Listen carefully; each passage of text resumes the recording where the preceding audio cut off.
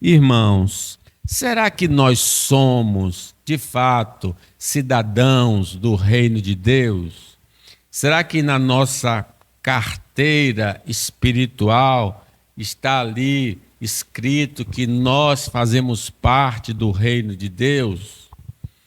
Ou será que só Deus sabe isso? Não, pastor, ninguém pode dizer com segurança que é um cidadão do reino dos céus. Só Deus mesmo que pode afirmar. Eu quero adverti-los que não é verdade. Nós podemos saber se fazemos parte do reino de Deus ou não, através da palavra escrita, que é a revelação de Deus. E nesses versículos aqui, que fala da introdução da carta, Paulo se apresenta, diz algumas coisas sobre ele, e no versículo 2, ele fala algumas coisas sobre os irmãos aos quais ele está escrevendo. Então, quando eu reúno esses dois versículos aqui e atento para essas palavras que estão escritas aqui, eu vou ter uma visão de um cidadão do reino dos céus, porque Paulo é de Deus e aos que ele está escrevendo também são. Então, vamos examinar essas palavras que aqui estão e fazer uma avaliação se a nossa carteira também é celestial, né? Vejamos então o perfil do cidadão do reino dos céus, baseado nessa introdução. Vejam, ele começa Paulo, e é interessante o significado do nome Paulo entre os romanos. É pequeno, mas não de estatura. Nós sabemos, por exemplo, pela palavra de Deus, que ele foi criado aos pés de Gamaliel. Quer dizer, ele teve uma formação acadêmica muito grande. E dentre as seitas que existiam em Israel, ele fazia parte da seita dos fariseus, do partido dos fariseus, e ele era extremamente rigoroso. Ele era um homem muito culto, muito sábio. Agora, quando você lê as cartas que ele escreveu, de fato, ele nunca se considerou um homem grande. Ele sempre se considerou um homem pequeno. Ele chega a dizer: eu sou o menor dos apóstolos. E essa palavra, então, nos chama a atenção quando olhamos para o nome Paulo e a vida de Paulo. O perfil do cidadão do reino de Deus é que esse cidadão tem a humildade. Em outras palavras, a humildade compõe o caráter do habitante das moradas de Deus. Se nós não somos humildes, certamente não fazemos parte do reino do Senhor. Jesus disse assim: aprendei de mim, que sou manso e humilde, né, de coração. Então, a palavra Paulo significa pequeno. Lembra da humildade, que é uma marca de um verdadeiro cidadão do reino dos céus. Como eu falei, tanto a mansidão quanto a humildade, Jesus esboçou isso.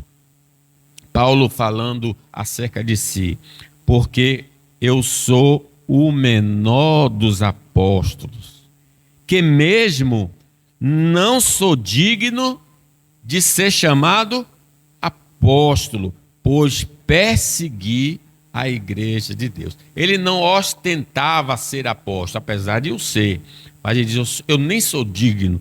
Por que eu não sou digno? Porque eu fui culpado de muitos crentes morrerem e serem presos, né?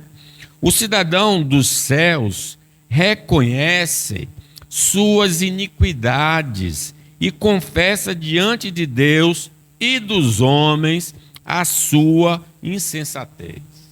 É uma marca de uma pessoa de Deus, é que ela é humilde.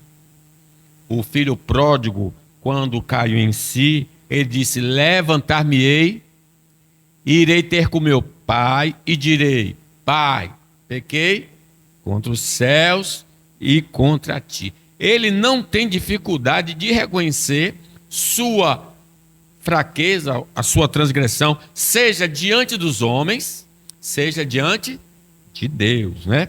É muito importante isso. Se confessarmos os nossos pecados, ele é fiel, né, para perdoar.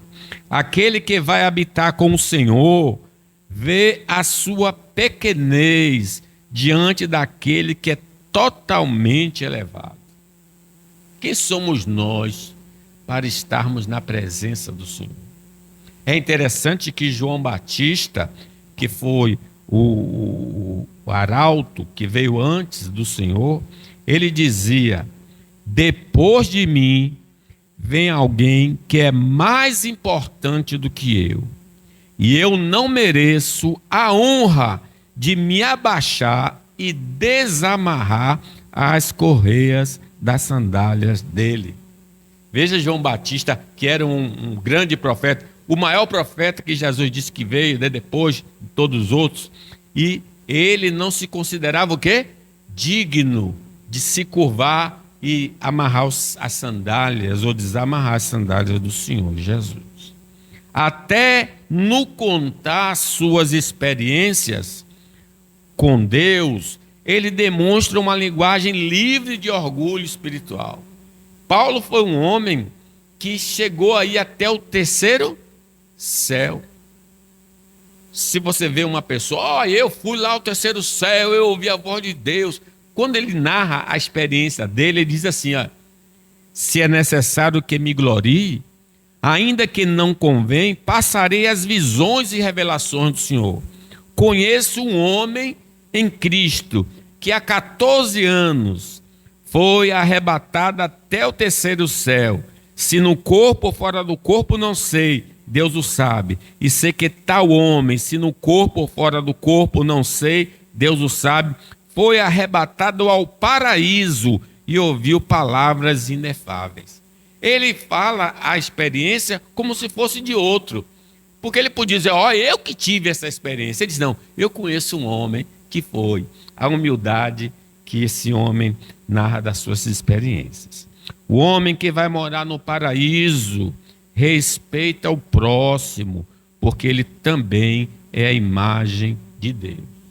Ele sabe que, apesar dos homens terem defeitos, todos os homens foram criados pelo Senhor, né? Ninguém jamais viu a Deus. Se amarmos uns aos outros, Deus permanece em nós e o seu amor é em nós aperfeiçoado. A pessoa que faz parte do reino dos céus evita falar das falhas alheias, pois sabe que também é pecador.